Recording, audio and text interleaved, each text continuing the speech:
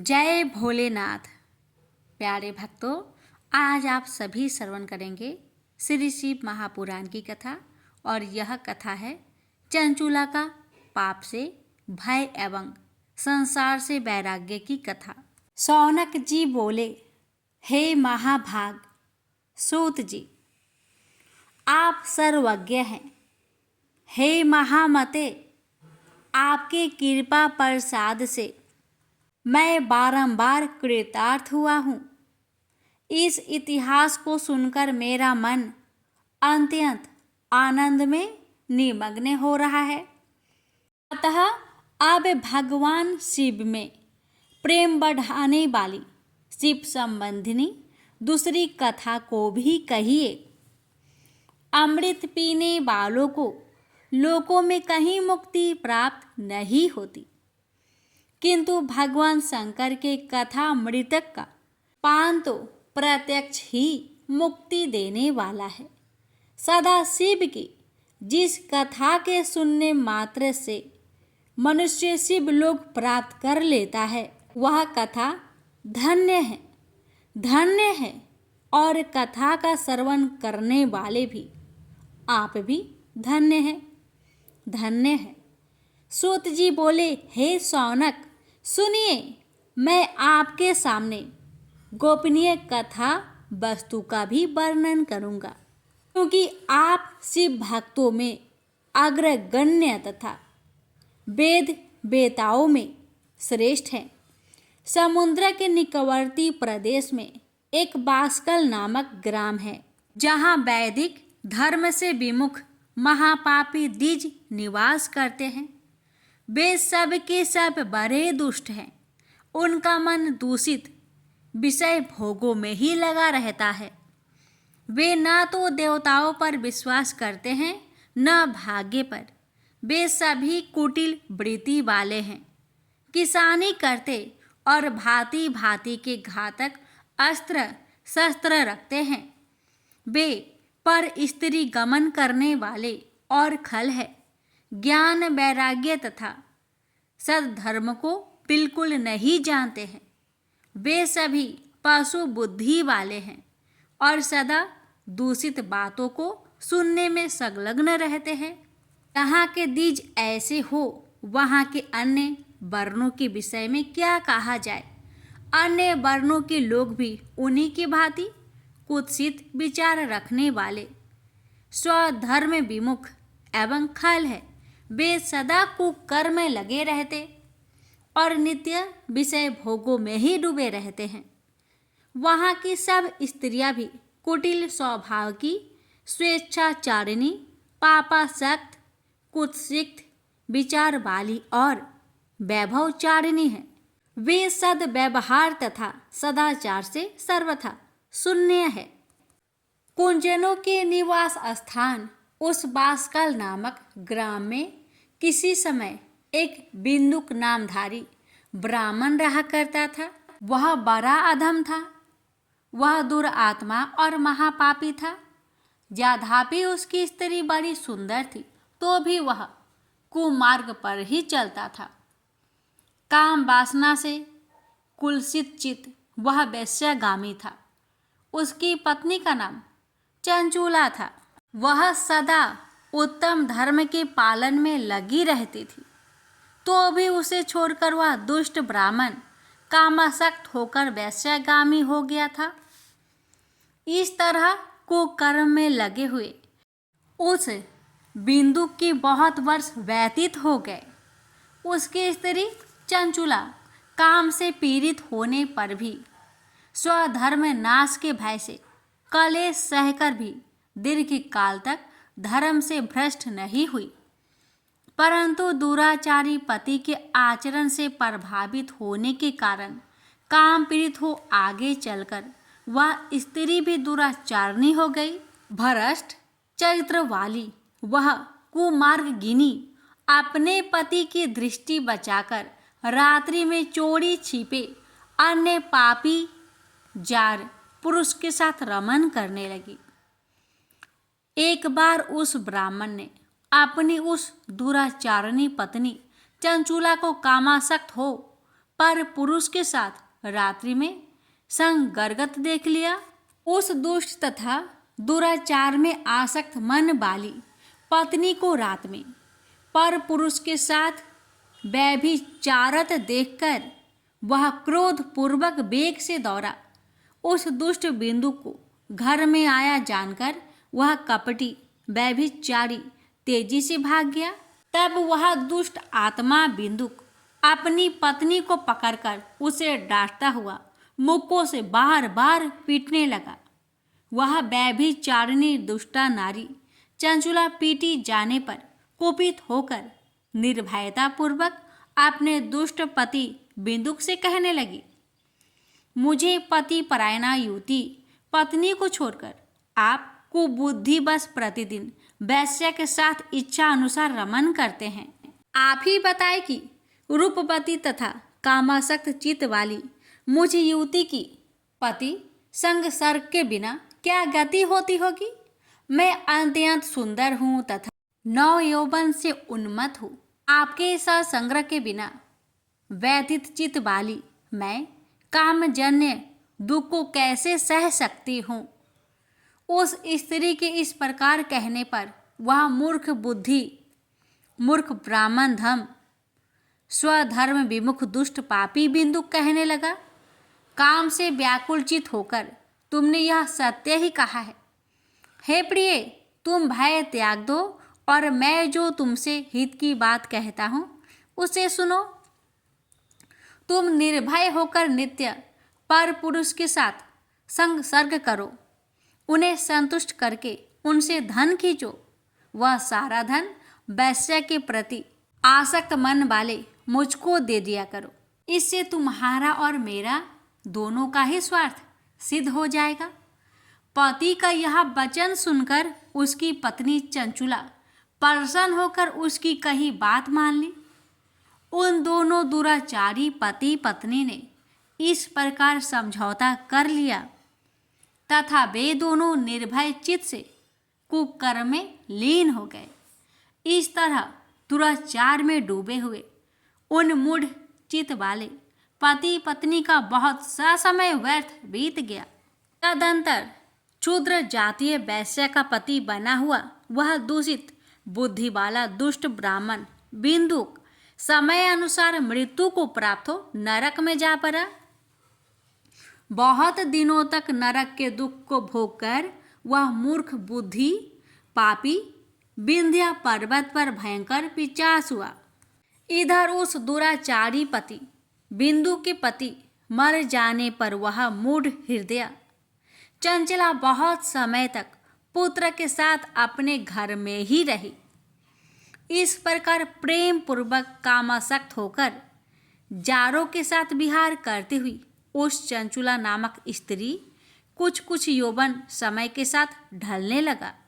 एक दिन देव योग से किसी पुण्य वर्ग के आने पर वह स्त्री भाई बंधुओं के साथ गोकर्ण क्षेत्र में गई। तीर्थ यात्रियों के संग से उसने भी उस समय जाकर किसी तीर्थ के जल में स्नान किया। फिर वह साधारणतया मेला देखने की दृष्टि से बंधुजनों के साथ यत्र तत्र घूमने लगी। घूमती घामती किसी देव मंदिर में उसने एक देवयज्ञ ब्राह्मण के मुख से भगवान शिव की परम पवित्र एवं मंगलकारिणी उत्तम पौराणिक कथा सुनी। कथावाचक ब्राह्मण कह रहे थे कि जो स्त्रियां पर पुरुषों के साथ व्यभिचार करती है वे मरने के बाद जब यमलोक में जाती है तब यमराज के दूत उनकी योनि में तपे हुए लोहे का परीख डालते हैं। पौराणिक ब्राह्मण के मुख से यह वैराग्य बढ़ाने वाली कथा सुनकर चंचुला भय से व्याकुल हो वहाँ कांपने लगी। जब कथा समाप्त हुआ और लोग वहाँ से बाहर चले गए तब वह भयभीत नारी एकांत में शिव पुराण की कथा बाँचने वाले उन ब्राह्मण से कहने लगी, हे ब्राह्मण, मैं अपने धर्म को नहीं जानती थी इसलिए मेरे द्वारा बड़ा दुराचार हुआ है। स्वामीन, इसे सुनकर मेरे ऊपर अनुपम कृपा करके आप मेरा उद्धार कीजिए। हे प्रभु, मैंने मूर्ख बुद्धि के कारण घोर पाप किया है। मैंने कामंद होकर अपनी संपूर्ण युवा अवस्था व्यभिचार में बिताई है। आज वैराग्य रस से ओतप्रोत आपके इस प्रवचन को सुनकर मुझे बड़ा भय लग रहा है। मैं काँप उठी हूँ और मुझे इस संसार से वैराग्य हो गया है। मुझ मूर्ख चीत वाली पापनी को धिक्कार है। मैं सर्वथा निंदकों के योग हूँ। मैं कुत्सित विषयों में फंसी हुई हूँ और अपने धर्म से विमुख हो गई हूँ। थोड़े से सुख के लिए अपने हित का नाश करने वाले तथा भयंकर कष्ट देने वाले घोर पाप मैंने अनजाने में ही कर डाले हैं। न जाने किस किस घोर कष्टदायक दुर्गति से मुझे पड़ना पड़ेगा और वह कौन बुद्धिमान पुरुष कुमार्ग में मन लगाने वाले मुझ पापनी का साथ देगा। मृत्यु काल में उस भयंकर यमदूतों को मैं कैसे देखूंगी जब वे बलपूर्वक मेरे गले में फंदे डालकर मुझे बांधेंगे। तब मैं कैसे धीरज धारण कर सकूंगी। नरक में जब मेरे शरीर के टुकड़े टुकड़े किए जाएंगे, उस समय विशेष दुख देने वाली उस महायातना को मैं कैसे सह सकूंगी। दुख और शोक से ग्रास्त होकर मैं दिन में सहज इंद्रिय व्यापार और रात्रि में नींद कैसे प्राप्त कर सकूंगी। हाय, मैं मर गई, मैं जल गई, मेरा हृदय विदीर्ण हो गया और मैं सब प्रकार से नष्ट हो गई, क्योंकि मैं हर तरह से पाप में ही डूबी रही हूँ। हाय विधाता, मुझ पापिनी को आपने हठात ऐसी दुर्बुद्धि क्यों दे दी, जो सभी प्रकार का सुख देने वाले स्वधर्म से दूर कर देती है। हे द्विज, शूल से बिधा हुआ व्यक्ति ऊंचे पर्वत शिखर से गिरने पर जैसा घोर कष्ट पाता है, उससे भी करोड़ गुना कष्ट मुझे है। सैकड़ों अश्वमेध करके अथवा सैकड़ों वर्षों तक गंगा स्नान करने पर भी मेरे घोर पाप की शुद्धि संभव नहीं दिखती। मैं क्या करूं, कहाँ जाऊं और किसका आश्रय लूं। मुझ नरक गामिनी की इस संसार में कौन रक्षा करेगा।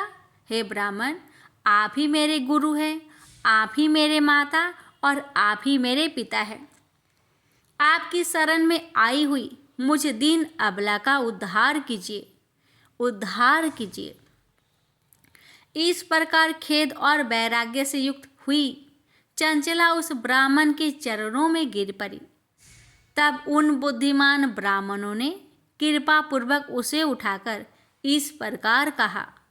सौभाग्य की बात है कि भगवान शंकर की कृपा से शिव पुराण की इस वैराग्य युक्त तथा श्रेष्ठ कथा को सुनकर तुम्हें समय पर चेत हो गया है। हे ब्राह्मण पत्नी, तुम डरो मत, भगवान शिव की शरण में आओ। शिव की कृपा से सारा पाप तत्काल नष्ट हो जाता है। मैं तुमसे भगवान शिव की कीर्ति कथा से युक्त उस परम वस्तु का वर्णन करूँगा, जिससे तुम्हें सदा सुख देने वाली उत्तम गति प्राप्त होगी। शिव की उत्तम कथा सुनने से ही तुम्हारी बुद्धि इस तरह पश्चाताप से युक्त एवं शुद्ध हो गई है। साथ ही तुम्हारे मन में विषयों के प्रति वैराग्य हो गया है। पश्चाताप ही पाप करने वाले पापियों के लिए सबसे बड़ा प्रायश्चित है। सत्पुरुषों ने सबके लिए पश्चाताप को ही समस्त पापों का शोधक बताया है। पश्चाताप से ही पापों की शुद्धि होती है। जो पश्चाताप करता है वह वास्तव में पापों का प्रायश्चित करता है, क्योंकि सत्पुरुषों ने समस्त पापों की शुद्धि के लिए जैसे प्रायश्चित का उपदेश दिया है, वह सब पश्चाताप से संपन्न हो जाते हैं। जो पुरुष विधि पूर्वक प्रायश्चित करके निर्भय हो जाते हैं पर अपने कुकर्म के लिए पश्चाताप नहीं करता, उसे प्राय उत्तम गति नहीं प्राप्त होती। परंतु जिसे अपने कुकृत्य पर हार्दिक पश्चाताप होता है, वह अवश्य उत्तम गति का भागी होता है। इसमें संशय नहीं है। इस शिव पुराण की कथा सुनने से जैसे चित्त शुद्धि होती है, वैसे दूसरे उपाय से नहीं होती। जैसे दर्पण साफ करने पर निर्मल हो जाता है, उसी प्रकार इस शिव पुराण की कथा से चित्त अत्यंत शुद्ध हो जाता है। इसमें संशय नहीं है। मनुष्य के शुद्ध चित्त में जगदम्बा पार्वती सहित भगवान शिव विराजमान रहते हैं। इससे वह विशुद्ध आत्मा पुरुष श्री सांब सदा शिव के परम पद को प्राप्त होता है। इस प्रकार यह कथा रूपी साधन सभी प्राणियों के लिए उपकारी है और इसी कारण महादेव जी ने इसको आग्रह पूर्वक प्रकट किया है। इस कथा से भगवान उमापति का ध्यान सिद्ध हो जाता है। उस ध्यान से परम ज्ञान और उससे मोक्ष की प्राप्ति निश्चय ही होती है। भगवान शंकर के ध्यान मग्न हुए बिना भी यदि कोई इस कथा को मात्र सुनता है, वह दूसरे जन्म में भगवान के ध्यान को सिद्ध कर परम पद को पा लेता है। इस कथा के श्रवण से भगवान शंकर के ध्यान को प्राप्त कर पश्चाताप करने वाले पापी पुरुष सिद्धि को प्राप्त हो गए हैं। इस उत्तम कथा का श्रवण समस्त मनुष्यों के लिए कल्याण का बीज है, अतः यथोचित शास्त्रोक्त मार्ग से इसकी आराधना अथवा सेवा करनी चाहिए। यह कथा श्रवण भाव बंधन रूपी रोगों का नाश करने वाला है। भगवान शिव की कथा को सुनकर फिर अपने हृदय में उनका मनन एवं निधि ध्यानासन करने से पूर्णतया चित्त शुद्धि हो जाती है। चित्त शुद्धि होने से महेश्वर की भक्ति अपने दोनों पुत्र ज्ञान और वैराग्य के साथ निश्चय ही प्रकट होती है।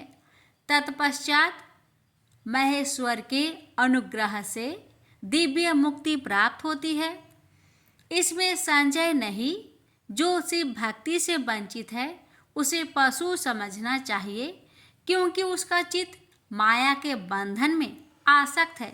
वह निश्चय ही संसार बंधन से मुक्त नहीं हो पाता। हे ब्राह्मण पत्नी, इसलिए तुम विषयों से मन को हटा लो और भक्ति भाव से भगवान शंकर की इस परम पावन कथा को सुनो। परमात्मा शंकर की इस कथा को सुनने से तुम्हारे चित्त की शुद्धि होगी और उसमें तुम्हें मोक्ष की प्राप्ति हो जाएगी। निर्मल चित्त से भगवान शिव के चरण रविंदु का चिंतन करने वाले की एक ही जन्म में मुक्ति हो जाती है। यह मैं तुमसे सत्य कहता हूँ। इतना कहकर वे श्रेष्ठ शिव भक्त ब्राह्मण मौन हो गए। उनका हृदय करुणा से आर्द्र हो गया था। वे शुद्ध चित्त महात्मा भगवान शिव के ध्यान में मग्न हो गए। तदंतर बिंदु की पत्नी चंचुला मन ही मन प्रसन्न हो उठी। ब्राह्मण का उक्त उपदेश सुनकर उसके नेत्रों में आनंद के आंसू छलक आए थे।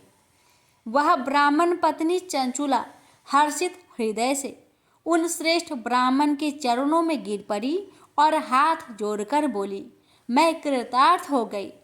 तत्पश्चात उठकर वैराग्य युक्त तथा उत्तम बुद्धि वाली वह स्त्री जो अपने पापों के कारण आतंकित थी, उन महान शिव भक्त ब्राह्मण से हाथ जोड़कर गदगद वाणी में कहने लगी, हे ब्राह्मण, शिव भक्तों में श्रेष्ठ, हे स्वामीन, आप धन्य हैं, परमार्थदर्शी हैं और सदा परोपकार करने में लगे रहते हैं। इसलिए आप श्रेष्ठ साधु पुरुष में प्रशंसा की योग है। हे साधो, मैं नरक के समुद्र में गिर रही हूँ। आप मेरा उद्धार कीजिए, उद्धार कीजिए। पौराणिक अर्थ तत्व से संपन्न जिस सुंदर सी पुराण की कथा को सुनकर मेरे मन में संपूर्ण विषय से वैराग्य उत्पन्न हो गया, उसी इस शिव पुराण को सुनने के लिए इस समय मेरे मन में बड़ी श्रद्धा हो रही है। ऐसा कहकर हाथ जोड़कर उनका अनुग्रह पाकर चंचूला उस शिव पुराण की कथा के सुनने की इच्छा मन में लिए उन ब्राह्मण देवता की सेवा में तत्पर हो वहां रहने लगी। तदंतर शिव भक्तों में श्रेष्ठ और शुद्ध बुद्धि वाले उन ब्राह्मण देवता ने उसी स्थान पर उस स्त्री को शिव पुराण की उत्तम कथा सुनाई। इस प्रकार उस गोकर्ण नामक महाक्षेत्र में उन्हीं श्रेष्ठ ब्राह्मण से उसने शिव पुराण की वह परम उत्तम कथा सुनी, जो भक्ति, ज्ञान और वैराग्य को बढ़ाने वाली तथा मुक्ति देने वाली है। उस परम उत्तम कथा को सुनकर वह ब्राह्मण पत्नी अत्यंत कृतार्थ हो गई। जब सद्गुरु की कृपा से उसका चित्त शीघ्र ही शुद्ध हो गया, भगवान शिव के अनुग्रह से उसके हृदय में शिव के स्वगुण रूप का चिंतन होने लगा। इस प्रकार सद्गुरु का आश्रय लेकर उसने भगवान शिव में लगी रहने वाली उत्तम बुद्धि पाकर शिव के सच्चिदानंदमय स्वरूप का बारंबार चिंतन आरंभ किया। वह प्रतिदिन तीर्थ के जल में स्नान करके जटा और वल्कल धारण करने लगी तथा समूची देह में भस्म लगाकर रुद्राक्ष के आभूषण धारण करने लगी। वह भगवान शिव के नाम जप में लगी रहती थी। संयमती वाणी और अल्पाहार करते हुए गुरु के बताए मार्ग से वह शिव जी को प्रसन्न करने लगी। इस प्रकार शंभु का उत्तम ध्यान करते हुए उस चंचुला का बहुत सा समय बीत गया। तत्पश्चात समय के पूर्ण होने पर भक्ति, ज्ञान और वैराग्य से युक्त हुई चंचुला ने अपने शरीर को बिना किसी कष्ट के त्याग दिया। इतने में ही त्रिपुर शत्रु भगवान शिव का भेजा हुआ एक दिव्य विमान दूत गति से वहां आ पहुंचा, जो उनके अपने गणों से संयुक्त और भांति भांति की शोभा साधनों से संपन्न था। चंचुला उस विमान पर आरूढ़ हुई और भगवान शिव के श्रेष्ठ पार्षदों ने उसे तत्काल शिवपुरी में पहुंचा दिया। उसके सारा मल धुल गए थे। वह दिव्य रूप धारिणी दिव्यांगना हो गई थी। उसके दिव्य अवयव उसकी शोभा बढ़ाते थे। मस्तक पर अर्धचंद्र का मुकुट धारण किए वह गौरांगी देवी शोभाशाली दिव्य आभूषणों से विभूषित थी। वहां पहुंचकर उसने त्रिनेत्रधारी महादेव जी को देखा। ब्रह्मा, विष्णु आदि देवता उन सनातन शिव की सेवा कर रहे थे। गणेश, भृंगी, नंदीश, वीरभद्रेश्वर आदि गण उत्तम भक्ति के साथ उनकी उपासना कर रहे थे। उनकी अंग कांति करोड़ों सूर्य के समान प्रकाशित हो रही थी। कंठ में नील चिन्ह शोभा पाता था। उनके 5 मुख थे और प्रत्येक मुख में 3-3 नेत्र थे। मस्तक पर अर्धचंद्राकर मुकुट शोभा देता था। उन्होंने अपने वाम अंग में गौरी देवी को बैठा रखा था, जो विद्युत पुंज के समान प्रकाशित थी। गौरीपति महादेव जी की कांति कपूर के समान गौर थी। उन्होंने सभी अलंकार धारण कर रखे थे। उनका सारा शरीर श्वेत भस्म से भासित था। शरीर पर श्वेत वस्त्र शोभा पा रहे थे। वे अत्यंत उज्ज्वल वर्ण के थे। इस प्रकार परम उज्ज्वल भगवान शंकर का दर्शन करके वह ब्राह्मण पत्नी चंचुला बहुत प्रसन्न हुई अत्यंत प्रीति युक्त होकर उसने बड़ी उतावली के साथ भगवान को बारंबार प्रणाम किया। फिर हाथ जोड़कर वह बड़े प्रेम, आनंद और संतोष युक्त हो विनीत भाव से खड़ी हो गई। उसके नेत्र से आनंद अश्रुओं की अविरल धारा बहने लगी तथा संपूर्ण शरीर में रोमांच हो गया। उस समय भगवती पार्वती और भगवान शंकर ने उसे बड़ी करुणा के साथ अपने पास बुलाया और सौम्य दृष्टि से उसकी ओर देखा। पार्वती ने तो दिव्य रूप धारिणी बिंदुक प्रिया चंचुला को प्रेम पूर्वक अपने सखी बना लिया। वह उस परमानंदन घन ज्योति स्वरूप सनातन धाम में अविरल निवास पाकर दिव्य सौख्य से संपन्न हो अक्षय सुख का अनुभव करने लगी।